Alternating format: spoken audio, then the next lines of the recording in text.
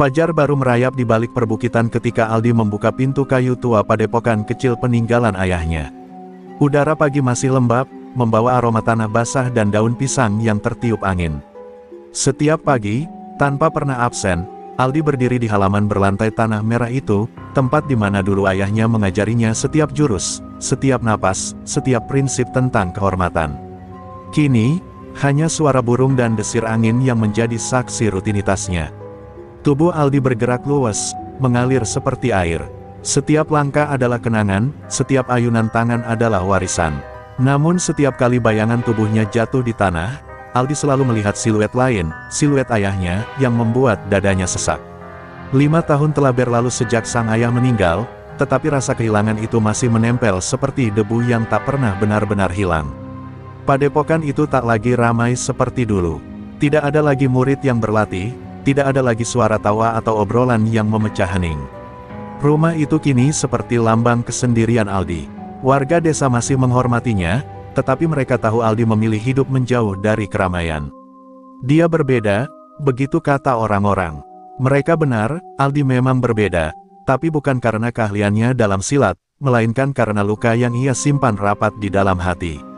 Setelah latihan selesai, Aldi duduk di beranda, memandangi matahari yang mulai naik perlahan. Ia menggenggam tasbih tua milik ayahnya, memutar-mutar dengan lembut seolah sedang berbicara pada masa lalu. Apa yang harus kulakukan? Iya, bisiknya pelan. Pertanyaan itu selalu sama setiap hari, namun jawabannya tidak pernah datang. Hanya angin yang membelai rambutnya sebagai pengganti suara yang dirindukannya. Di jalan kecil dekat padepokan, suara sepatu tergesa-gesa terdengar memecah keheningan. Ternyata itu Yanto, pemuda desa yang masih menganggap Aldi sebagai kakak sendiri. Wajahnya pucat, matanya gelisah. Ia memanggil Aldi dengan nada panik. "Bang, tolong, ada keributan di pasar desa." Aldi terkejut, karena pasar desa jarang sekali ricuh kecuali jika ada orang luar yang datang membuat ulah. Namun Aldi tidak langsung bergerak. Ia berdiri perlahan, menatap Yanto dengan mata tajam namun tenang. Aldi tahu jika ia terlalu sering turun tangan, orang-orang akan selalu bergantung padanya. Tetapi melihat wajah pucat Yanto, ia merasa ada sesuatu yang lebih besar terjadi. Ia mengambil sehelai jaket lusuh, menepuk bahu Yanto, lalu berjalan menyusuri jalan setapak menuju desa. Di sepanjang jalan, bayangan pepohonan seperti membentuk lorong panjang menuju sesuatu yang tak ingin Aldi hadapi. Hatinya berdebar tanpa alasan yang jelas. Ia bukan takut, ia jarang sekali takut. Namun pagi itu terasa berbeda, seolah udara membawa firasat tentang sesuatu yang akan mengubah hidupnya. Dan dalam diam, Aldi merasakan ada sesuatu yang mengawasinya dari kejauhan. Sesampainya di ujung jalan, suara keributan semakin jelas. Teriakan pedagang bercampur suara barang jatuh dan langkah-langkah panik. Aldi berhenti sejenak, membiarkan matanya menyapu keadaan dari jauh. "Kenapa ini harus terjadi lagi?" gumamnya lirih. Ia belum tahu bahwa langkah kecilnya memasuki pasar desa pagi itu akan menjadi awal dari rangkaian peristiwa besar, peristiwa yang akan menyeretnya menuju nama yang kelak menjadi musuh terbesarnya, Narto Gondrong. Pasar desa yang biasanya riuh oleh tawa para pedagang kini berubah menjadi lautan kegelisahan. Ketika Aldi melangkah masuk, ia melihat para pedagang berkerumun, sebagian menunduk, sebagian lagi memeluk dagangan mereka seolah itu satu-satunya harta yang tersisa. Di sisi tengah pasar, meja jualan terbalik, buah-buahan berserakan, dan beberapa pedagang tampak memar. Aroma ketakutan begitu jelas, seakan menempel di udara. Aldi mempercepat langkahnya, merasa ada sesuatu yang jauh lebih buruk dari keributan biasa. Seorang pedagang tua, Mang Sarpin, duduk bersandar pada dinding kayu, pipinya memerah seolah baru saja ditampar. Aldi berlutut di depannya. "Mang, siapa yang melakukan ini?" tanyanya pelan, mencoba meredam amarah yang mulai berkecamuk. Mang Sarpin menatapnya dengan mata berkaca-kaca. "Orang-orang baru dari terminal, mereka bilang sekarang pasar ini harus setor keamanan ke mereka. Kalau tidak, ya begini jadinya." Suaranya bergetar, tetapi di balik ketakutannya, ada kemarahan yang tertahan. Aldi menggertakkan gigi. Ia sudah mendengar gosip tentang preman-preman dari terminal Rangkas Bitung yang mulai meluaskan wilayah, tapi ia tak pernah menyangka mereka akan sampai ke desa kecil ini. Tatapannya mengeras ketika ia melihat jejak sepatu bertanda khas, bekas-bekas tendangan di bakul para pedagang, dan rokok yang dibuang sembarangan. Semua itu meninggalkan pesan yang jelas, ini bukan ulah amatiran, ini kelompok besar yang terorganisir. Yanto yang sejak tadi mengikuti Aldi, mendekat dengan wajah ketakutan. Bang, mereka bilang nama pemimpinnya Narto Gondrong. Katanya dia sekarang jadi raja terminal. Mendengar nama itu, dada Aldi terasa berat. Ia tak mengenal orang itu, tetapi dari cara orang-orang menyebut namanya, terdengar jelas ia bukan orang sembarangan. Desas-desus tentang Narto Gondrong seperti cerita hantu yang beredar di kalangan supir angkot, kejam, tak mengenal belas kasihan, dan selalu melibatkan kekerasan untuk mendapatkan apa yang diinginkan. Di tengah kekacauan itu, Aldi menunduk dan mengambil sebuah kain merah yang terjatuh di tanah. Kain itu memiliki simbol kepala singa yang disulam kasar, tanda kelompok preman yang menguasai terminal. Mereka sengaja meninggalkannya, gumam Aldi. Mereka ingin semua orang tahu siapa yang berkuasa sekarang. Amarahnya mulai mendidih, namun ia menahannya. Ia tidak ingin terjebak dalam lingkaran kekerasan lagi, terlebih karena ia tahu jurus-jurusnya dapat membawa dampak yang tidak bisa ia tarik kembali. Namun ketika ia melihat seorang anak kecil menangis sambil memeluk ibu yang memar, pertahanan batinnya goyah. Keheningan batin yang ia jaga selama 5 tahun terakhir retak sedikit demi sedikit. Bayangan ayahnya muncul lagi, bukan dalam bentuk siluet tenang, tetapi sebagai suara tegas yang dulu sering mengingatkan, pendekar sejati tidak mencari musuh, tapi ia tidak akan membiarkan ketidakadilan berdiri. Kata-kata itu menggema begitu kuat hingga membuat Aldi terdiam beberapa detik. Aldi akhirnya berdiri, menatap seluruh warga yang kini menoleh padanya. Mereka tak meminta dengan kata-kata, tetapi tatapan mereka cukup untuk menjelaskan, mereka membutuhkan seseorang yang bisa melindungi mereka. Aldi menarik napas panjang. Aku akan cari tahu siapa orang-orang itu, katanya pelan namun tegas. Tapi kalian semua harus tetap tenang. Jangan melawan mereka sendirian. Suara Aldi membawa hawa tenang, seolah ketegasan itu menular kepada warga lain. Sebelum pergi, seorang pedagang perempuan menarik lengan bajunya. Aldi, hati-hati, nak. Mereka bukan orang biasa. Mereka bilang, Narto Gondrong akan datang sendiri jika ada yang menghalangi. Aldi berhenti sejenak. Ia menatap jauh ke arah jalan yang mengarah ke kota. Angin berembus pelan, membawa aroma ancaman yang semakin dekat. Dalam diam, ia menyadari satu hal, langkah kecilnya pagi ini telah memasukkannya ke dalam permainan besar. Dan di ujung permainan itu, nama Narto Gondrong sudah menantinya. Jalanan menuju terminal Rangkas Bitung masih berkabut ketika Aldi tiba di pinggiran kota. Ia datang bukan untuk mencari masalah, tetapi untuk memahami siapa sebenarnya para preman yang berani memasuki pasar desa. Namun, baru beberapa langkah memasuki area terminal, Aldi merasakan suasana yang jauh dari kata wajar. Sopir-sopir angkot menunduk saat berjalan, pedagang asongan bergerak terburu-buru, dan beberapa orang memilih menghindari pandangan satu sama lain. Suasana itu mengingatkannya pada hutan saat seekor predator sedang berkeliaran, tenang, tetapi penuh rasa waspada. Aldi mengamati dari kejauhan, tak ingin menarik perhatian. Namun langkahnya terhenti ketika melihat seorang anak kecil berusia sekitar 8 tahun didorong ke sudut oleh 2 orang preman berjaket kulit hitam. Anak itu memegang sekotak roti yang sudah penyok, wajahnya pucat penuh takut. "Cepat, lakuin kayak yang tadi kita ajarin," bentak salah satu preman. Tangan anak itu gemetar, matanya memohon belas kasihan, tetapi tak satu pun orang dewasa berani mendekat. Aldi merasakan amarahnya naik ke tenggorokan. Tetapi ia masih mengingat tekadnya untuk tidak terburu-buru bertindak. Ia mencoba mendekat perlahan, berharap bisa mengalihkan perhatian mereka tanpa membuat keributan. Namun begitu ia melangkah, salah satu preman mendorong kepala anak itu ke arah seorang penumpang, memaksanya mencopet dompet. Anak itu menangis ketakutan. Itu menjadi batas terakhir bagi Aldi. Dengan gerakan cepat namun tenang, Aldi menangkap pergelangan tangan anak itu sebelum ia terjatuh. "Sudah cukup," katanya datar. 2 preman itu langsung menoleh, terkejut oleh keberaniannya. "Siapa lo?" bentak salah satunya, mendekat dengan langkah pongah. Aldi tidak menjawab, ia hanya berdiri, membentengi anak itu di belakangnya. Tatapannya begitu dingin dan jernih, membuat kedua preman itu ragu sejenak. Keraguan itu tak berlangsung lama. Salah satu preman maju dengan pukulan lurus ke arah wajah Aldi. Dalam sekejap Aldi menggeser tubuhnya, menangkap tangan lawan, dan memutarnya perlahan, cukup untuk membuat preman itu jatuh berlutut sambil mengerang, tetapi tidak sampai melukai parah. Preman kedua mencoba menusuk dengan pecahan kaca, namun Aldi menepisnya dengan cepat, menendang kaki lawan hingga tumbang. Semua dilakukan dalam hitungan detik, membuat orang-orang di terminal ternganga tidak percaya. Ketika kedua preman itu terkapar sambil mengumpat kesakitan, Aldi menarik napas panjang. Ia tidak merasa bangga, justru ia merasa beban berat menekan dadanya. Ia menatap anak kecil itu. "Pulanglah, jangan takut lagi," katanya lembut. Anak itu menangis dan memeluknya sejenak sebelum berlari menjauh. Kerumunan yang sejak tadi menonton mulai berbisik satu sama lain. Nama Aldi belum dikenal, tetapi kelihayan silatnya tak mungkin dilupakan begitu saja. Namun Aldi tahu ia telah membuat sesuatu bergerak. Ia bisa merasakan tatapan-tatapan tajam yang bukan berasal dari warga biasa.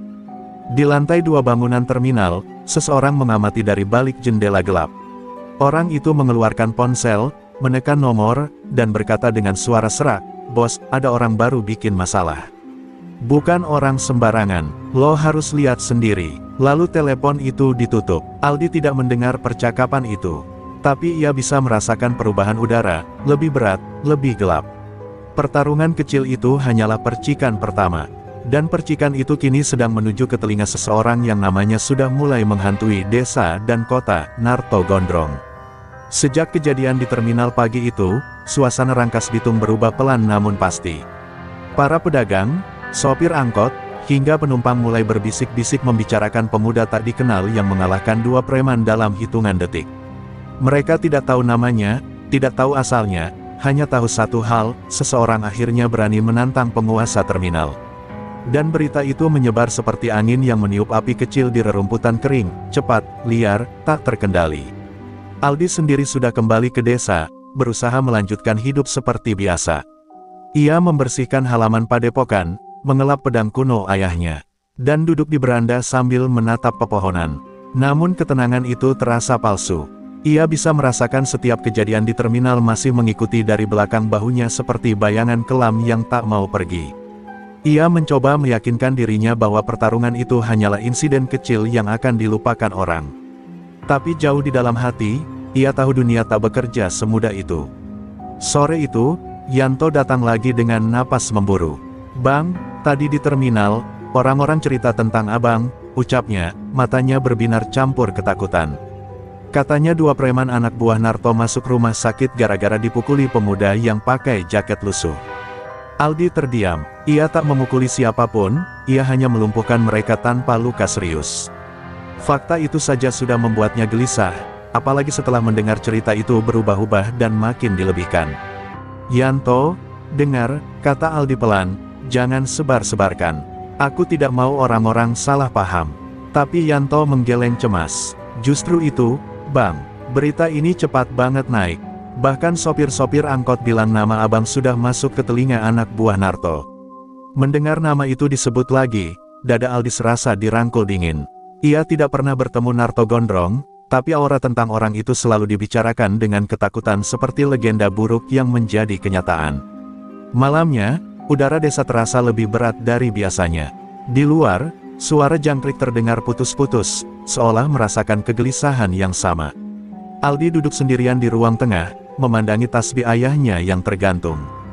Bayangan singkat dari kejadian pagi itu terus terulang, tatapan anak kecil yang ketakutan, preman yang memaksanya jadi pencopet, dan tatapan ratusan pasang mata yang melihat Aldi sebagai harapan. Ia menutup mata, memijit pelipis. "Aku hanya ingin hidup tenang, kenapa dunia tidak pernah membiarkan?" gumamnya. Saat Aldi mulai merapikan barang-barangnya untuk tidur, suara ketukan keras terdengar dari pintu. 3 kali, kuat, dan tidak sopan. Aldi menegang seketika. Ia berjalan mendekat perlahan, menyadari bahwa malam belum tentu datang membawa damai. Dari luar terdengar suara laki-laki, kasar dan meremehkan. "Aldi, keluar, bos kami mau bicara." Aldi menghela napas dalam, mencoba meredam gelombang adrenalin yang mulai naik. Ia tahu saat ini datang lebih cepat dari yang ia perkirakan. Ketika Aldi membuka pintu, 3 orang yang ia kenali dari terminal berdiri di sana. Wajah mereka penuh memar, tetapi yang membuat suasana makin tegang adalah senyum sinis mereka. "Lo bikin geger terminal, Di," kata salah satu dari mereka sambil meludah ke tanah. Nama lo sekarang udah naik, dan bos Narto pengen tahu siapa bocah sok jago yang berani ngacak-ngacak wilayahnya. Di bawah remang lampu minyak, Aldi berdiri tegap. Tidak ada rasa takut di wajahnya, hanya ketenangan dingin yang membuat ketiga orang itu ragu. Aku tidak mencari masalah, ucap Aldi perlahan. Tapi aku juga tidak mundur kalau kalian menyakiti orang tak bersalah. Pada saat itu, langit yang gelap seolah menahan napas. Sebab tanpa Aldi sadari, malam itulah untuk pertama kalinya namanya resmi masuk ke dalam daftar orang yang dianggap musuh oleh Narto Gondrong. Dialog kecil itu menjadi tanda awal bahwa hidup Aldi tak akan pernah sama lagi. Pagi berikutnya datang tidak dengan ketenangan, melainkan dengan ketegangan yang menggayut di udara. Setelah pertemuan malam itu, Aldi tidak memejamkan mata sama sekali. Ia duduk di beranda sampai fajar terbit, memikirkan ancaman yang baru saja muncul di depan pintunya. Ia tahu para preman itu tidak datang hanya untuk berbicara, mereka datang sebagai peringatan bahwa Narto Gondrong mulai memperhatikan dirinya. Dan ketika orang sekejam Narto menaruh perhatian, itu berarti bahaya sedang menunggu di tikungan. Desa Cisanga yang biasanya sunyi, kini terasa berbeda. Beberapa warga memandang Aldi dengan wajah cemas, seolah mereka tahu yang terjadi. Rumor rupanya tersebar lebih cepat dari yang bisa ia kendalikan. Saat Aldi berjalan ke arah sungai untuk mengambil air, ia menyadari dua orang asing berdiri di pinggir jalan, seakan mengawasinya. Mereka tidak mengatakan apa-apa, tetapi tatapan mereka cukup untuk membuat warga enggan keluar rumah. Menjelang siang, saat Aldi baru saja kembali ke padepokan, suara geraman motor tua terdengar dari kejauhan. Semakin lama, semakin dekat. Aldi berhenti memotong kayu, memicingkan mata. 3 motor berhenti tepat di depan pagar padepokan, membawa 6 orang bertubuh besar dengan tatapan penuh kebencian. Di antara mereka, Aldi mengenali 2 di antaranya, 2 preman yang kemarin ia kalahkan di terminal. Wajah mereka masih lebam, dan ekspresi mereka tidak jauh dari keinginan membalas dendam. "Sok kuat lu ya, Di." Salah satu dari mereka bersuara sambil tersenyum mengejek. "Kali ini kita nggak disuruh ngomong. Bos bilang, kalau bocah ini susah diajak bicara, kasih pelajaran aja." Tawa kasar mereka pecah. Aldi tidak gentar, tapi ia juga tidak ingin membuat luka yang tidak perlu. Ia berdiri, tubuhnya rileks, namun siap. "Aku tidak mau bertarung," katanya pelan, "tapi kalau kalian memaksa, jangan salahkan aku." Serangan itu datang lebih cepat dari peringatan. 2 preman menerjang bersamaan, sementara yang lain mengepung. Aldi menghindar dengan gerakan sehalus angin, memutar tubuh dan melumpuhkan salah satu preman dengan tendangan ke lutut. Suara tulang berderak membuat yang lain tertegun, tapi hanya sesaat. Keributan pecah, dan Aldi harus bertarung melawan 6 orang sekaligus. Ia menahan pukulan tanpa membalas berlebihan, hanya melumpuhkan mereka seperlunya. Meski begitu, tanah di depan padepokan segera dipenuhi tubuh-tubuh yang mengerang kesakitan. Saat Aldi menahan serangan terakhir, seorang preman muda yang tampaknya baru ikut kelompok itu melemparkan batu besar ke arah kepala Aldi. Batu itu melesat cepat, tetapi Aldi berhasil menangkapnya dengan satu tangan. Ekspresi para preman itu berubah dari kemarahan menjadi ketakutan murni. Bagi mereka, itu bukan sekadar kekuatan fisik, itu adalah tanda bahwa Aldi bukan lawan biasa. Aldi menghampiri preman muda itu, mengembalikan batu tersebut ke tanah tanpa tindakan balasan apapun. "Pulanglah," katanya dengan suara dingin. "Aku tidak ingin menyakiti kalian." Para preman itu berjatuhan bangun, menyeret kawan-kawan yang pingsan. Namun sebelum pergi, salah satu dari mereka menatap Aldi dengan sorot mata penuh dendam. "Lo pikir lu menang? Ini baru pembuka, Di," katanya sambil muntah darah di tanah. "Bos Narto bakal datang sendiri. Dan dia nggak bakal santai kayak kita." Kata-kata itu menggantung di udara seperti ancaman yang tidak bisa dibantah. Ketika suara motor mereka menghilang di kejauhan, Aldi berdiri sendirian di tengah halaman, napasnya pelan namun berat. Ia tidak merasa puas, tidak merasa menang.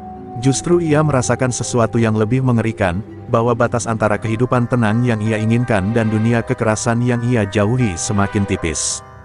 Dan di balik semua itu, Aldi tahu satu hal pasti, Narto Gondrong kini telah benar-benar mengincarnya. Di sisi lain kota, jauh dari keheningan desa Cisanga, terminal Rangkas Bitung menampakkan wajah gelapnya. Di sebuah ruangan kumuh dengan lampu temaram, seorang pria bertubuh besar duduk di atas kursi besi yang ia anggap sebagai singgasananya.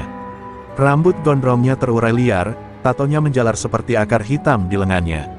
Dialah pria yang namanya kini mulai menghantui pikiran Aldi, Narto Gondrong. Wajahnya penuh luka-luka lama, tetapi justru itulah yang membuatnya tampak semakin menakutkan. Saat salah satu anak buahnya melapor sambil ketakutan, Narto hanya tersenyum tipis, senyum yang membuat siapapun merinding. Riwayat kehidupan Narto jauh dari kata baik. Ia bukan dilahirkan sebagai kriminal, tetapi ditempa oleh kerasnya jalanan sejak kecil. Dulu ia hanyalah anak pasar yang bertahan hidup dengan mencuci bas demi sesuap nasi. Namun dunia memperlakukannya seperti sampah.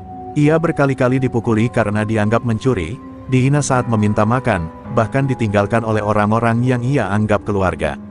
Dalam kesendirian itulah ia bertemu seorang jagoan terminal tua yang mengajarinya silat jalanan, bukan silat terhormat seperti yang dipelajari Aldi, tetapi silat yang berkembang dari kekerasan, dari insting liar, dari bertahan hidup tanpa belas kasihan. Narto tumbuh menjadi sosok yang disegani bukan karena kebijaksanaannya, tetapi karena kemampuannya menghancurkan siapapun yang menghalanginya. Ia membangun kekuatan dengan cara-cara kotor, memeras sopir, menakuti pedagang, dan menciptakan jaringan preman yang loyal karena ketakutan, bukan hormat. Baginya, hidup adalah rantai makanan, dan ia memastikan dirinya berada di paling atas. Terminal Rangkas Bitung, perlahan-lahan, berubah menjadi wilayah kekuasaannya, tempat di mana hukum adalah apapun yang ia ucapkan. Tak ada yang tahu bahwa di balik wajah kasar itu, ada luka-luka lama yang masih menghantui. Setiap malam, Narto sering teringat pada mimpi buruk masa kecilnya, dipukuli, ditinggalkan, diremehkan. Di mata dunia, ia adalah raja, tapi di matanya sendiri, ia masih melihat bocah kecil yang dulu tak berdaya. Dan untuk melarikan diri dari bayangan itu, ia harus terus menjadi semakin kejam. Kejam adalah perlindungannya, kekerasan adalah tamengnya. Itu sebabnya, ketika mendengar ada pemuda yang berani melawan anak buahnya, amarahnya bukan sekadar karena harga diri, tetapi karena itu mengingatkannya pada masa lalu yang ingin ia kubur. "Nama siapa tadi?" tanya Narto sambil memainkan pisau lipatnya, matanya merah menyala. Para anak buahnya saling pandang takut. Aldi, bos. Pemuda dari desa Cisanga. Narto tertawa pendek, suara tawanya seperti baja yang digesek. "Cisanga, desa kecil itu, bocah kampung berani sentuh wilayah gue." Ia berdiri, tubuhnya menjulang seperti bayang-bayang hitam yang siap menghantam siapa saja. Raut wajahnya berubah menjadi serius, matanya menyipit seakan ia sedang melihat target dari kejauhan. "Kalau dia cukup kuat buat ngalahin kalian, berarti dia pantas gue datengin sendiri." Di luar ruangan itu, beberapa preman muda yang mendengar pembicaraan tersebut menelan ludah. Nama Aldi mulai menyebar bukan hanya sebagai pahlawan kecil di mata warga, tetapi sebagai ancaman di mata para penjahat terminal. Mereka tahu apa artinya jika Narto turun tangan sendiri, darah akan mengalir. Tidak ada yang selamat jika Narto memutuskan seseorang harus dihancurkan. Dan kini, nama Aldi sudah berada di daftar itu. Sementara itu, di desa Cisanga, Aldi sedang memperbaiki pagar bambu di depan padepokan. Ia mencoba mengalihkan pikiran dari pertempuran pagi tadi, tapi perasaannya tidak tenang. Angin sore membawa hawa yang berbeda, hawa yang membuat bulu kuduknya berdiri. Aldi berhenti bekerja, memandang jauh ke arah kota. Entah kenapa, ia merasakan semacam gravitasi gelap yang menariknya, seolah sebuah kekuatan besar sedang bergerak menuju dirinya. Ia tidak tahu apa yang menunggu, tetapi hatinya tahu, badai itu semakin dekat. Meski belum bertemu, jalan Aldi dan Narto sudah bersinggungan. Dua dunia yang seharusnya tidak pernah bertemu, dunia kehormatan dan dunia kekerasan, kini perlahan ditarik menuju satu titik takdir. Dan ketika dua kutub itu akhirnya berhadapan, hanya satu dari mereka yang akan tetap berdiri.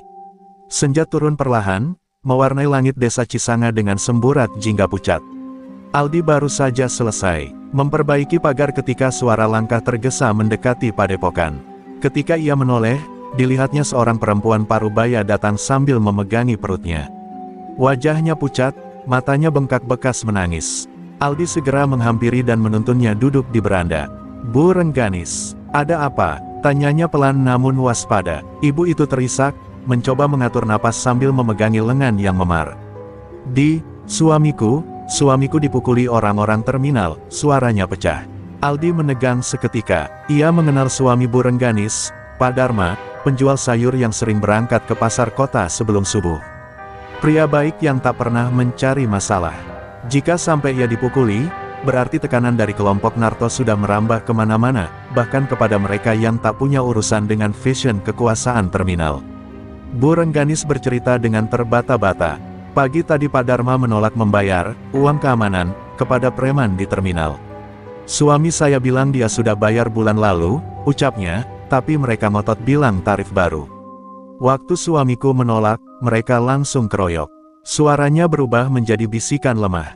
Aku nggak bisa lihat, aku cuma bisa teriak minta tolong. Tapi orang-orang takut, mata Bu Rengganis kembali basah, sementara Aldi mengepalkan tangan sampai buku jarinya memutih.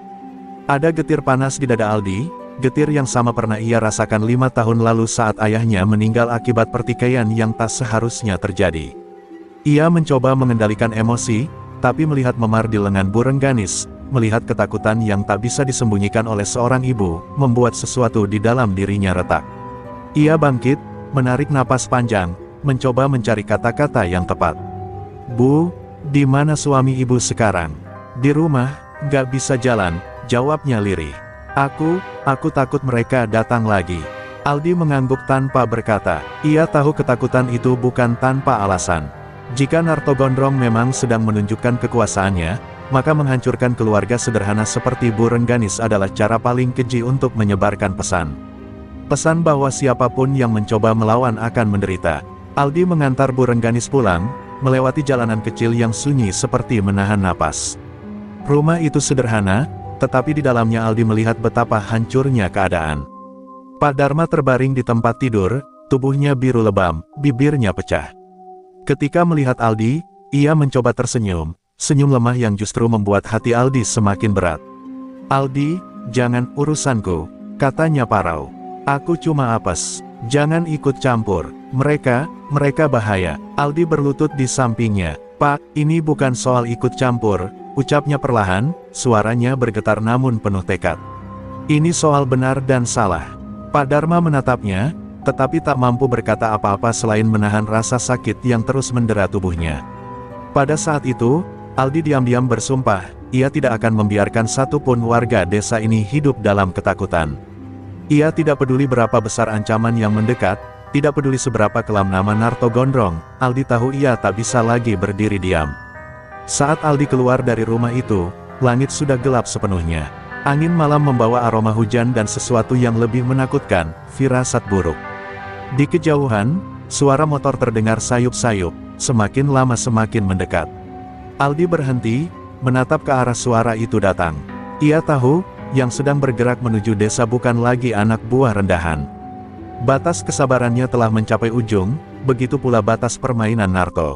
Dan malam itu, Aldi mengambil langkah pertama menuju takdirnya, tak peduli seberapa berbahaya jalan di depannya. Malam menuruni desa Cisanga dengan gelap yang lebih pekat dari biasanya, seakan langit ikut menegangkan suasana. Aldi baru saja sampai kembali di Padepokan setelah mengantar Bu Rengganis, ketika deru beberapa motor terdengar mengoyak keheningan. Kali ini, suaranya lebih berat, lebih teratur, bukan seperti gerombolan preman kecil. Suaranya seperti langkah kaki prajurit yang sedang membawa pesan penting. Aldi berdiri diam di depan gerbang, menunggu. 3 motor berhenti tepat di depan Padepokan. Dari tengah-tengah mereka, seorang pria bertubuh tinggi turun dengan langkah yang penuh kesombongan. Ia bukan preman sembarangan, gerakannya stabil, tatapannya dingin, dan tubuhnya penuh bekas pertempuran. Di dada jaket kulitnya tersemat emblem kepala singa merah, tanda khas kelompok Narto Gondrong. Pria itu menyeringai ketika melihat Aldi. Jadi ini bocah yang bikin bos tertarik, katanya dengan suara berat. Tanpa basa-basi, pria itu mengeluarkan gulungan kertas kusut dari jaketnya lalu melemparkannya ke tanah di depan Aldi. Ini surat dari bos Narto. Baca, suaranya tidak meminta, melainkan memerintah. Aldi memungut kertas itu perlahan. Tulisan tangan kasar terpampang jelas, Aldi dari Cisanga.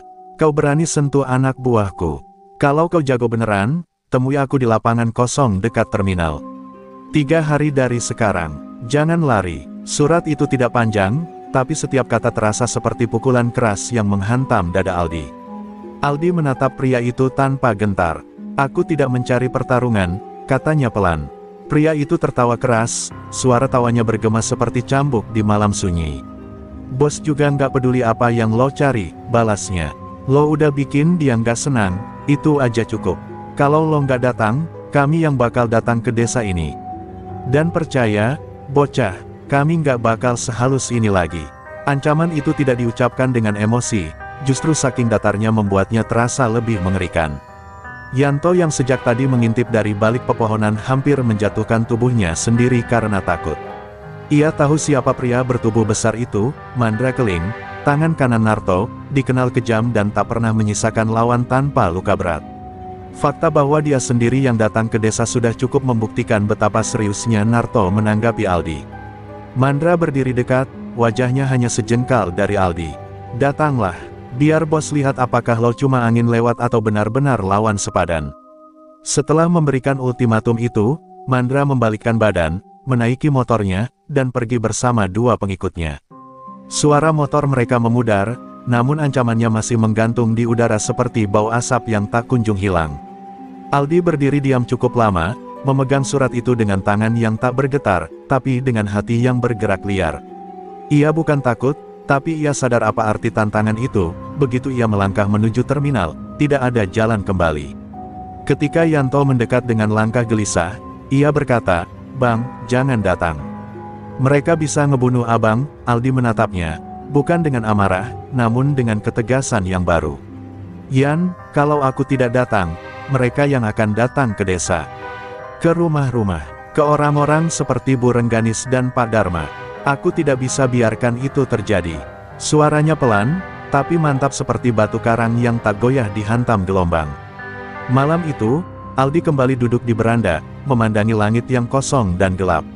Ayahnya dulu pernah berkata bahwa dalam hidup ada saatnya seorang pendekar harus memilih, bukan antara menang atau kalah, tetapi antara diam atau berdiri. Dan kini pilihan itu datang mengetuk pintu padepokannya dengan keras.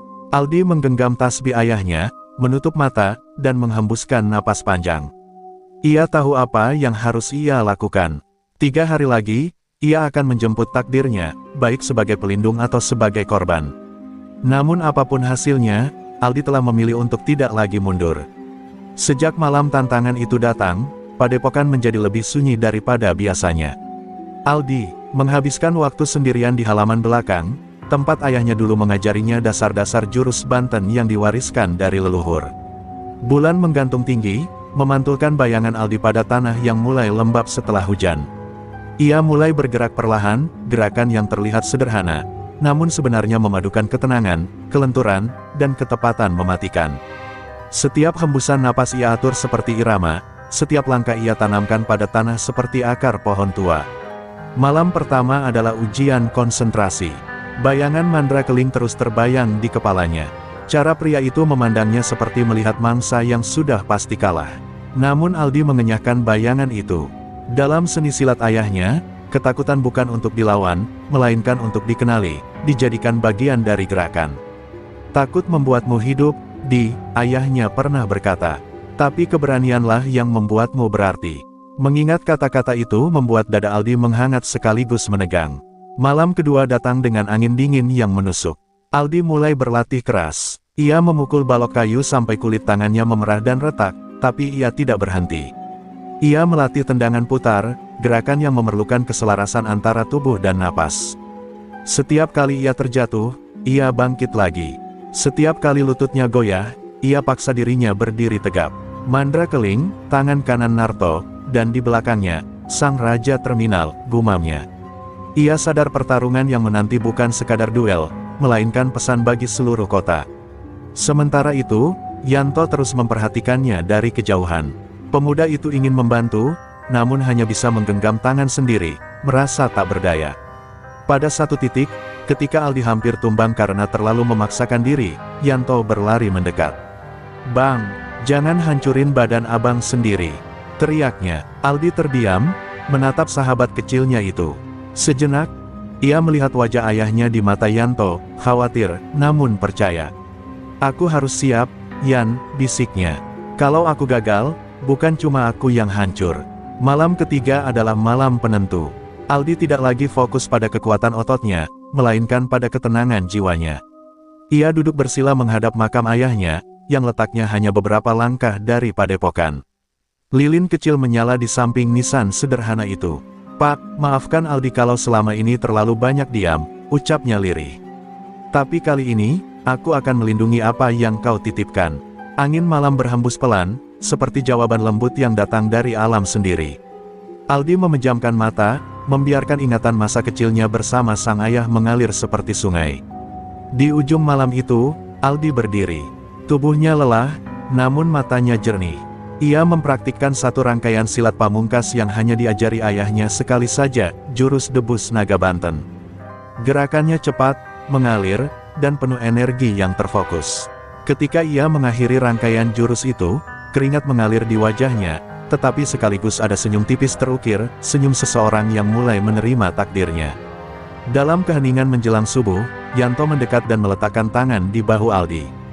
"Bang, gue tahu abang bakal datang ke terminal. Tapi gue mau abang tahu, apapun yang terjadi, gue sama abang," katanya, suaranya bergetar menahan takut. Aldi menepuk bahu Yanto pelan. "Yan, doakan aku saja. Itu sudah lebih dari cukup." Fajar akhirnya muncul, membawa cahaya tipis yang menembus kabut. Aldi berdiri di gerbang padepokan, menatap jauh ke arah kota. 3 hari hampir berlalu, waktunya semakin dekat. Dengan napas panjang, Aldi mengikat sabuk silatnya dan melangkah keluar. Setiap langkah terasa berat, namun juga mantap.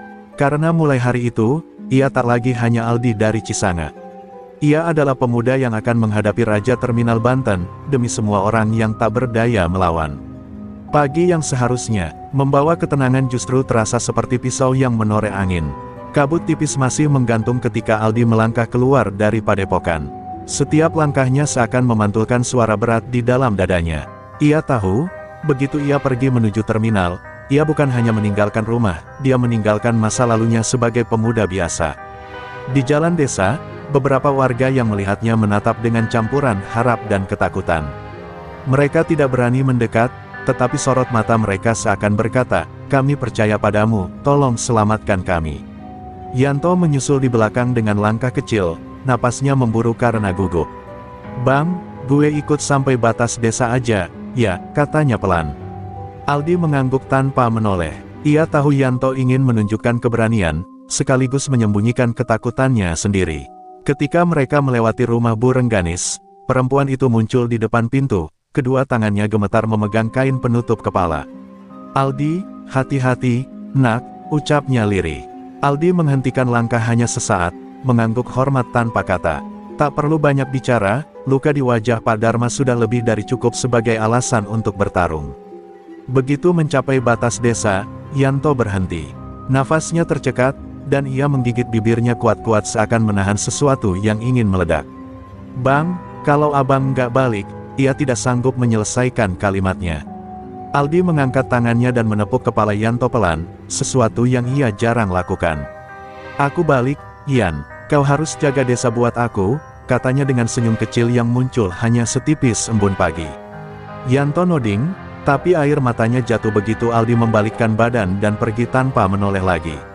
Perjalanan menuju kota terasa panjang meski sebenarnya dekat. Aldi berjalan melewati jalanan yang mulai ramai. Beberapa sopir angkot dan tukang ojek memperhatikan dengan heran, mungkin mengenali pemuda yang sedang menjadi bahan pembicaraan gelap para preman. Ada tekanan halus di udara, seolah seluruh kota sudah mendengar kabar bahwa Raja Terminal menantang seseorang secara terbuka. Ini bukan pertarungan biasa, ini deklarasi perang kecil yang bisa mengguncang reputasi Narto Gondrong. Ketika terminal mulai terlihat dari kejauhan, suara hiruk-pikuk yang biasanya menjadi denyut nadi tempat itu terasa berubah. Ada keheningan yang tidak wajar, seolah semua aktivitas berjalan dengan hati-hati. Aldi menghentikan langkahnya sejenak, membiarkan matanya mengamati suasana. Di tepi jalan, beberapa preman berseragam jaket hitam menatapnya lekat-lekat, mengikuti setiap gerakannya seperti serigala lapar mengawasi kedatangan rusa muda. Ketika Aldi berjalan melewati mereka, tidak satu pun yang berani menyentuhnya. Perintah Narto sangat jelas, biarkan pemuda itu masuk dengan selamat. Di tengah terminal, lapangan kosong yang disebut dalam surat Narto sudah dipadati orang. Warga sekitar, para sopir, pedagang, hingga anak buah Narto sendiri berkumpul membentuk lingkaran besar. Mereka terlihat gelisah, seolah menyadari bahwa apa yang akan terjadi di depan mata mereka bisa menjadi legenda atau tragedi. Aldi merasakan jantungnya berdetak cepat, tapi matanya tetap fokus, langkahnya tidak gentar.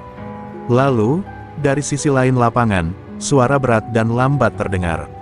Satu sosok besar berjalan keluar dari antara kerumunan, rambut gondrongnya dibiarkan tergerai, jaket kulitnya penuh emblem singa merah. Matanya gelap, tajam, dan penuh kesombongan seorang penguasa yang tidak pernah ditantang secara langsung. Naruto gondrong muncul dengan aura yang cukup untuk membuat orang dewasa mundur beberapa langkah. Aldi berhenti 3 meter di depannya. Kerumunan menahan napas, angin berhenti berhembus, semua menjadi sunyi. Naruto menyeringai miring. Jadi, ini dia anak Banten yang berani menyentuh orang-orangku. Dan pada detik itu, tanpa perlu aba-aba, takdir mereka berdua mulai saling bergerak. Kerumunan di terminal menahan napas ketika dua sosok berdiri saling berhadapan, Aldi dengan aura tenang namun tajam, dan Naruto gondrong dengan wibawa liar yang menguasai seluruh lapangan. Bahkan angin pun terasa segan lewat di antara mereka. Aldi menatap lurus ke mata Naruto, mencoba membaca gerak hati lelaki yang telah membuat banyak warga hidup dalam ketakutan. Sementara Naruto memandangnya seperti melihat anak kecil yang nekat menantang badai. "Kau datang juga?" gumam Naruto, suaranya berat seperti guruh. "Kupikir kau akan lari." Aldi tidak menjawab, ia hanya menurunkan posisi tubuhnya sedikit, bersiap. Gestur sederhana itu membuat beberapa preman di lingkaran melangkah mundur tanpa sadar. Mereka bisa merasakan aura berbeda dari pemuda itu, bukan aura pamer, melainkan ketenangan seseorang yang sudah berdamai dengan kemungkinan kalah atau mati. Hal itu justru membuatnya semakin berbahaya. Senyum Naruto memudar sedikit. Ia benci melihat lawan yang tidak takut padanya. "Dengar, bocah," lanjut Naruto, "aku kasih kesempatan terakhir. Mundur, minta maaf di depan orang-orangku. Dan mungkin aku biarkan kau pulang dengan tulang yang masih utuh." Beberapa preman tertawa, tetapi tawa itu cepat meredup ketika Aldi akhirnya membuka suara. "Aku tidak datang untuk pamer," katanya pelan namun jelas. "Aku datang karena kalian sudah menyakiti orang-orang desaku. Menyentuh yang tak seharusnya disentuh." Hening mengeras seketika, Naruto mendengus, tatapannya berubah lebih dingin. "Berani juga mulutmu." Dalam sekejap, tanpa aba-aba, tinju sebesar batu meluncur langsung ke wajah Aldi. Namun sebelum tinju itu menyentuh kulitnya, Aldi sudah bergerak. Gerakannya cepat, lentur, dan hampir tidak terlihat. Ia mencondongkan tubuh, menghindar hanya beberapa sentimeter, lalu memutar pergelangan Naruto dengan gerakan silat tradisi lama. Tubuh raksasa itu sempat kehilangan keseimbangan satu detik yang cukup untuk membuat kerumunan terkejut. Namun Naruto bukan sembarang preman. Dia mungkin bengis, tetapi ia juga petarung jalanan berpengalaman puluhan tahun. Dengan refleks yang mencengangkan, ia menarik tangannya, memukul udara, dan memaksa dirinya stabil. "Cepat juga kau," geramnya. Kali ini dia tidak menyerang gegabah. Ia mengambil posisi rendah, otot-otot lengannya menegang seperti ular bersiap menerkam. Aldi merasakan dadanya naik turun. Ini bukan latihan lagi. Setiap gerak Naruto penuh tekanan dan bobot kekuatan yang mampu menghancurkan tulang. Ketika raksasa itu menerjang lagi, Aldi memutar tubuh, mengalihkan arah serangan, tapi hentakan kaki Naruto yang menghantam tanah membuat debu beterbangan dan Aldi terdorong beberapa langkah. Kekuatan fisik mereka jauh berbeda. Aldi sadar, kesalahan kecil saja bisa berakhir fatal. Kerumunan mulai bersuara, bisikan panik memenuhi udara. "Itu bocah kuat juga." Naruto marah benar, lihat mukanya. Cepat atau mati, semua suara itu menyatu menjadi riuh yang menekan. Namun Aldi menutup dunia luar dari pikirannya. Ia hanya fokus pada satu hal, setiap serangan Naruto harus dialihkan, bukan ditanggung. Setiap celah harus ditemukan, bukan dipaksa. Pertarungan pun kembali meledak. Naruto menyerang dengan pukulan-pukulan brutal, Aldi menghindar dengan kelenturan silat Banten yang diwariskan ayahnya. Namun setiap gerakan Aldi semakin berat. Nafasnya mulai cepat, keringat membasahi pelipisnya, sedangkan Naruto masih tertawa kecil, tanda bahwa ia belum mengeluarkan seluruh amarahnya. Dan ketika Naruto tiba-tiba melompat maju dengan kecepatan yang bertentangan dengan ukurannya, Aldi terlambat setengah detik. Tinju keras itu menghantam dadanya. Tubuh Aldi terpental beberapa meter, menghantam tanah keras. Kerumunan terpaku. Debu mengepul, udara di terminal seakan berhenti bergerak, tapi yang lebih menakutkan dari pukulan itu adalah sesuatu yang muncul di wajah Naruto. Senyum, senyum seorang raja yang merasa permainannya baru saja dimulai. Debu yang mengepul pelan akhirnya mulai mereda, menyingkap tubuh Aldi yang terbaring dengan napas memburu.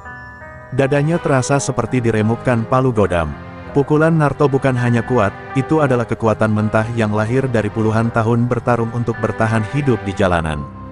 Kerumunan menahan napas, beberapa bahkan mulai berpaling, tak sanggup melihat pemuda itu hancur di awal pertarungan. Naruto berdiri tegak, dadanya naik turun pelan, seakan baru melakukan pemanasan ringan. "Bangunlah, bocah," katanya dingin. "Aku belum selesai." Aldi mencoba mengangkat tubuhnya, tapi rasa sakit menjalar dari dada hingga punggung. Pandangannya sempat berkunang. Di tengah kabur itu, ia melihat sekilas wajah ayahnya, bukan nyata, melainkan kenangan, yang memandangnya dengan tatapan lembut namun tegas. "Jangan pernah jatuh tanpa niat untuk bangkit, Di," suara itu berdengung dalam kepalanya. Aldi menggertakkan gigi, menahan rasa nyeri yang seolah menancap di setiap serat ototnya. Perlahan, ia mendorong tanah dengan kedua telapak tangan dan bangkit berlutut. Kerumunan bergemuruh lirih. Dia bangun. Anak itu gila, dia masih mau lanjut. Naruto berhenti tersenyum. Ada sedikit ketidakpercayaan yang melintas di matanya. Bukan karena Aldi bangkit, banyak petarung keras kepala yang pernah ia temui. Yang membuatnya terkejut adalah ketenangan Aldi.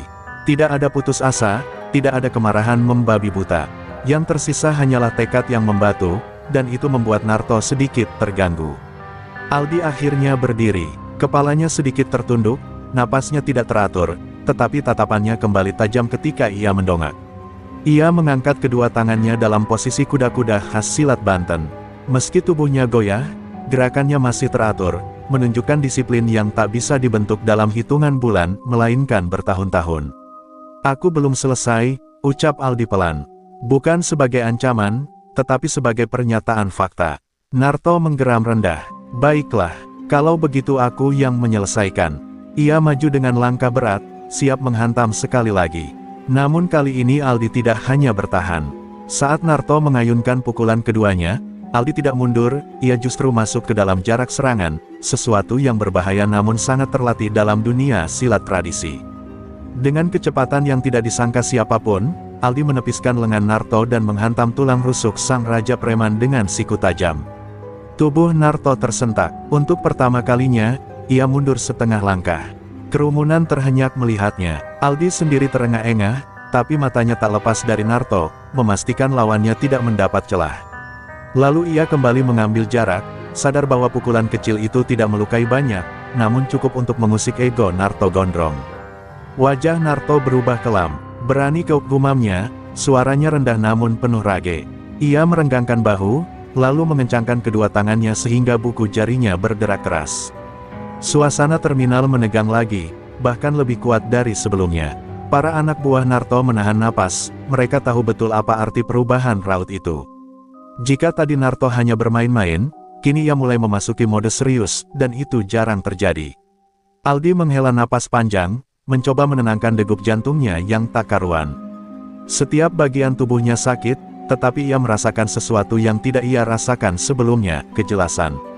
Pertarungan ini bukan sekadar adu kuat. Ini adalah ujian jiwa, ujian warisan, ujian tekad.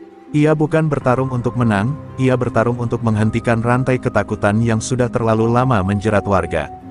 Dan ketika Naruto perlahan mendekat lagi, langkahnya berat namun terkontrol, Aldi merapatkan jari-jarinya, menurunkan kuda-kudanya, dan menyiapkan jurus yang hanya dipakai dalam keadaan darurat. Pertarungan sebenarnya baru saja dimulai. Naruto gondrong maju dengan langkah yang perlahan namun mengguncang tanah sekitarnya, seperti harimau besar yang baru saja terusik. Tidak ada lagi senyum sinis di wajahnya. Yang tersisa hanyalah tatapan gelap, tatapan seorang raja jalanan yang akhirnya menemukan alasan untuk melepaskan amukannya secara penuh. Kerumunan preman di sekeliling mereka mulai merapat, merasakan aura panas yang memancar dari tubuh Naruto. Para pedagang, tukang ojek, dan warga biasa hanya bisa menatap dengan wajah tegang, tidak yakin apakah mereka sedang menyaksikan lahirnya pahlawan, atau kehancurannya. Aldi mengatur napas cepat tinggi, merendahkan kuda-kudanya lebih dalam untuk menstabilkan tubuh. Nyeri dari pukulan sebelumnya masih berdetak di dada dan punggungnya, namun ia paksa dirinya tetap sadar. Jurus debus naga Banten yang dia siapkan adalah jurus pamungkas yang memerlukan fokus sempurna. 2 detik saja ia kehilangan konsentrasi, tubuhnya bisa remuk oleh kekuatan Naruto. Bismillah, bisiknya lirih, hanya terdengar oleh dirinya sendiri. Kedua tangannya membentuk gerakan melingkar ke dalam, teknik penyerapan tenaga lawan yang diajarkan ayahnya saat malam-malam sunyi di padepokan. Serangan itu datang begitu cepat sehingga banyak orang tidak sempat melihatnya. Naruto melesat maju, memanfaatkan bobot tubuhnya untuk memaksimalkan kecepatan. Tinju kanannya menghantam udara, menciptakan suara angin terbelah. Aldi berusaha memutar tubuh menghindar, namun ujung lengan Naruto tetap mengenai bahunya. Aldi berputar tak terkendali, terhuyung ke belakang. Rasa sakit menghantam seperti petir yang menyambar tulang. Tapi sebelum tubuhnya jatuh, ia menjejak tanah dengan keras dan memaksa tubuhnya stabil kembali. Debu terangkat dari hentakan kakinya. Kerumunan bersorak tertahan, seakan tidak percaya. Aldi masih berdiri. Bahkan setelah menerima serangan yang bisa menjatuhkan 2 orang sekaligus, ia tetap memaksa tubuhnya tegak. Naruto melihat itu, dagunya mengeras. Ekspresinya berubah menjadi sesuatu yang jarang terlihat, rasa hormat yang bercampur dengan kemarahan. "Kau keras kepala juga, bocah," geramnya. "Baik, aku naikkan levelnya." Dengan langkah berat, Naruto kembali menyerang.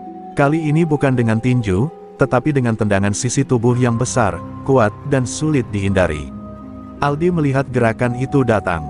Detik itu terasa seperti diperlambat. Ia tahu jika ia mencoba menahan tendangan itu, tulangnya bisa patah. Maka ia melakukan apa yang ayahnya ajarkan, bukan melawan, melainkan mengikuti. Aldi memutar tubuh searah dengan arah gerakan Naruto, menangkap momentum dan mengalihkannya. Hasilnya, tubuh Aldi terdorong jauh ke samping, tapi ia selamat dari benturan mematikan yang bisa merusak organ dalam. Namun, ia tidak sepenuhnya bisa mengendalikan diri. Ia jatuh berguling di tanah, debu naik menyelimuti tubuhnya. Kerumunan gempar, beberapa preman berteriak, sorakan liar membahana. Tapi sebagian warga justru menutup mulut, hatinya mencelos melihat Aldi kembali terhempas. Naruto tidak memberi waktu, ia berlari lagi, salah satu serangan tercepat yang pernah ia lakukan dalam hidupnya. Ketika Naruto melompat, siap menghantam Aldi dengan kedua tangannya seperti palu martil, Aldi membuka mata. Detik itu, dunia kembali tajam. Ia melihat celah. Sesaat sebelum tubuh raksasa itu menghantam, Aldi mengguling ke samping, mengarahkan siku tajamnya tepat ke arah titik lemah di bawah tulang rusuk Naruto. Brak, suara keras terdengar, membuat banyak orang spontan mundur. Naruto mengerang, ini pertama kalinya ia mengeluarkan suara kesakitan dalam pertarungan publik. Aldi berdiri terengah-engah, tubuhnya gemetar, namun matanya tidak lari dari pandangan Naruto. "Aku bukan datang untuk mati," ucap Aldi. Napasnya tersengal. "Aku datang untuk menghentikanmu." Naruto perlahan bangkit dari posisi setengah berlutut, wajahnya merah, urat-urat di lehernya menonjol. Ia menatap Aldi bukan lagi sebagai bocah, tapi sebagai lawan sejati. "Bagus," katanya berat, "kau memaksa aku lepaskan yang selama ini tak pernah aku keluarkan." Kerumunan membisu, dan Aldi merasakan sesuatu yang lebih menakutkan daripada pukulan apapun. Pertarungan ini baru memasuki babak paling berbahaya. Lapangan terminal yang berdebu berubah menjadi arena sunyi tanpa napas. Semua yang hadir seakan merasakan perubahan suhu ketika Naruto bangkit sepenuhnya. Bukan hanya marah, ada sesuatu yang lebih gelap dalam sorot matanya. Aura kekuatan liar yang selama ini hanya menjadi rumor kini terpancar jelas. Ia merenggangkan bahu, memutar lehernya hingga terdengar bunyi krek yang membuat bulu kuduk siapapun berdiri. "Baik, Aldi," katanya dengan suara rendah dan dalam. "Kau paksa aku menunjukkan siapa sebenarnya raja di tempat ini." Aldi merasakan hawa dingin merayap di tulang belakangnya. Tubuhnya sudah penuh memar, napasnya sesak, dan lengannya bergetar tanpa ia sadari. Namun saat ia menatap ke sekeliling, melihat warga yang menggantungkan harapan padanya, melihat anak-anak kecil yang bersembunyi di balik kaki orang tuanya, ia tahu ia tak bisa mundur. Ia menegakkan tubuhnya, meski lututnya protes keras. "Aku tidak peduli siapa kau," jawab Aldi. "Aku hanya peduli melindungi mereka." Ucapan itu membuat wajah Naruto mengeras. Tanpa aba-aba, ia melesat maju dengan kecepatan yang tidak masuk akal untuk tubuh sebesar itu. Aldi hanya melihat bayangan hitam bergerak, sebelum pukulan Narto datang dari arah atas. Aldi mengangkat kedua lengannya untuk bertahan, namun benturannya membuat suara keras menggema, dan tubuhnya terjatuh ke tanah seperti boneka kain. Rasa sakit membakar lengan dan bahunya, membuat pandangannya kembali kabur. Beberapa orang memekik, beberapa menutup wajah, tak sanggup melihat. Namun sebelum Aldi bisa bangkit, Narto menariknya dari kerah baju dan mengangkatnya ke udara. Tangan besar itu mencengkeram seperti penjepit besi. "Kau kuat," ujar Narto dengan napas berat, "tapi kekuatan sejatiku belum kau lihat." Lalu, dengan kekuatan penuh, Narto menghantamkan tubuh Aldi ke tanah. Getarannya membuat debu terangkat tinggi, beberapa warga mundur dengan wajah ketakutan. "Yanto, yang entah sejak kapan ada di pinggir kerumunan," menjerit Bang Aldi. Aldi tidak bergerak selama beberapa detik. Dunia terasa berputar, darah mengalir dari sudut bibirnya, napasnya nyaris tak ada. Di dalam kesadarannya yang mulai padam, ia mendengar bisikan samar seperti suara ayahnya, "Bangun, Di. Kau belum selesai." Dan entah dari mana datangnya keberanian itu, Aldi mengepalkan jari-jarinya yang penuh luka, menancapkan kuku ke tanah, memaksa tubuhnya naik dari bumi yang dingin. Kerumunan terperangah. Narto juga terhenti sejenak, tidak percaya pemuda itu masih punya tenaga untuk berdiri. Tubuh Aldi gemetar hebat, seperti pohon tua diterpa angin badai. Tapi matanya menyala. Bukan dengan kemarahan, melainkan dengan keteguhan yang tak bisa dipatahkan oleh pukulan apapun. "Aku tidak akan jatuh sebelum kau berhenti," kata Aldi, suaranya pecah namun bulat. Narto mengatupkan rahangnya. Untuk pertama kalinya, ia merasa terancam, bukan oleh kekuatan fisik Aldi, tetapi oleh tekad bocah itu. "Kalau begitu, ini pukulan terakhir," katanya, menurunkan tubuhnya dalam posisi yang menandakan serangan paling mematikan yang ia miliki. Aldi menarik napas panjang, satu napas terakhir sebelum badai. Ia menurunkan kuda-kudanya, merapatkan kedua tangan, dan memusatkan seluruh kekuatan jiwa yang tersisa pada satu titik. Jurus Debus Naga Banten, jurus warisan ayahnya, siap dilepaskan, meski tubuhnya hampir runtuh. Dan saat dua kekuatan itu melesat saling menyambut, udara di terminal seakan retak. Kerumunan terpental mundur, debu meledak ke udara, pertarungan memasuki detik yang akan menentukan segalanya, hidup, mati, atau legenda. Ketika dua kekuatan itu bertabrakan, dunia seolah berhenti berputar. Suara ledakan tenaga dalam menggema seperti petir yang menyambar tanah. Debu dan kerikil beterbangan, membuat semua orang menutup wajah mereka. Dalam pusaran kekuatan itu, Aldi dan Narto saling mengunci, tenaga mereka saling menekan, berusaha saling mendominasi. Aldi merasakan sekujur tubuhnya hampir pecah, tulang-tulangnya seperti retak, paru-parunya seperti terbakar. Namun ia menahan, memaksa jurus warisan ayahnya, Debus Naga Banten, mengalir sampai titik terakhir. Sementara Narto mengerang, wajahnya merah, urat lehernya menegang seperti tali busur yang tertarik terlalu keras. Dalam sepersekian detik yang terasa seperti keabadian, Aldi melihat kilasan wajah almarhum ayahnya, tersenyum di antara cahaya putih yang muncul dari ingatan masa kecil. Senyuman itu seolah mendorong Aldi untuk tidak menyerah. Dengan teriakan yang lahir dari dasar jiwa, Aldi menambah tenaga terakhirnya. Cahaya samar dari jurusnya memancar, menembus pertahanan Narto yang sebelumnya tak pernah tertembus oleh siapapun. Tubuh Narto terdorong mundur, dan untuk pertama kalinya, mata Raja Terminal itu terbelalak penuh ketakutan. Ledakan terakhir dari benturan tenaga menghempaskan keduanya. Aldi terpelanting keras ke tanah, tubuhnya berguling beberapa kali hingga berhenti dengan napas terengah, nyaris tak sadarkan diri.